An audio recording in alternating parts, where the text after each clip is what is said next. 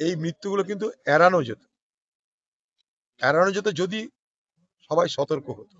একটা গরিব পরিবারের একটা মেহনতি মানুষ, সে নিজে একটা মজদুর, পেটের টানে কাজ করতে হয়, সেই পেটের টানে গিয়ে তার এইভাবে মৃত্যু হচ্ছে। এই মৃত্যুটা কিন্তু এড়ানো যেত। আমাদের অনেকের মৃত্যু হয়, আমরা সবাই মরবো, কেউ এই দুনিয়ায় থাকবো না, কিন্তু কিছু কিছু মৃত্যুকে এড়ানো যেত। এই মৃত্যুটাকে এড়ানো যেত যদি যারা বানাচ্ছে তারা সতর্ক হতো, এবং এই কাজ করা যারা পারমিশন দিচ্ছে তারা যদি সতর্ক হতো, এই মৃত্যুটাকে এড়ানো যেত, এটুকুই বলতে পারি।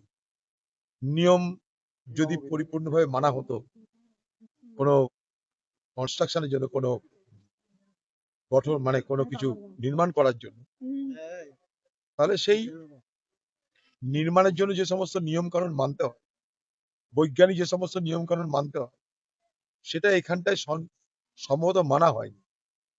কার কাছে পারমিশন নিচ্ছে তাও জানি না আমরা, কিভাবে এত বড় একটা দেওয়াল উঠছিল তাও জানি না, কিন্তু মানুষের মৃত্যু হলো এটা আমরা সবাই জানি। এবং একজন তো মারা গেল, 2-3 জন মৃত্যুর সঙ্গে পাঞ্জা লড়ছে, কয়েকটা পরিবার সর্বনাশ হয়ে গেল।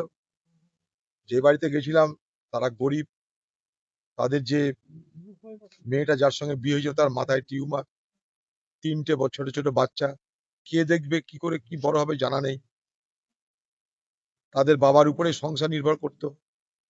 স্বাভাবিকভাবেই এই পরিবারটাকে দেখে সকলের হৃদয় ভেঙে পড়বে, মন খারাপ হবে। আমারও হয়েছে। আরো 2-3 জন মৃত্যুর সঙ্গে পাঞ্জা লড়ছে। আমি বলবো এখানকার পঞ্চায়েত বা এখানকার যে পঞ্চায়েত সমিতি বা সরকার যারাই আছে, এই পরিবারটাকে সহযোগিতা করার জন্য তারা এগিয়ে আসুক। কারণ এই মৃত্যুটা একটা অস্বাভাবিক পরিস্থিতিতে হয়েছে, নিয়ম কানুন মানা হলে নিশ্চয় এটা হতো না। আবার বলছি আমি, এই মৃত্যুগুলো কিন্তু এড়ানো যেত যদি সবাই সতর্ক হতো। এই বিষয়ের উপর কি তদন্ত হবে? দেখুন, আমি তা জানি না, তদন্ত কে করবে না করবে জানি না, তবে যেটা মনে হয়েছে আমার, এই ঘটনাটি ঘটার পর একজন সাংবাদিক ওখানে গিয়েছিল, তাকে মারাপিটা হয়েছে। খুবই অন্যায় হয়েছে। যদি মারাপিটা হয়, সাংবাদিকদের নিরাপত্তা নিয়ে কি বলবে? খুবই অন্যায় হয়েছে, মারাপিটা করবে কেন? ভুল তো তারা করেছে, কারণ ভুলের মাসুল কাউকে দিতে হচ্ছে, তার জন্য সাংবাদিকদেরকে মেরে কি লাভ?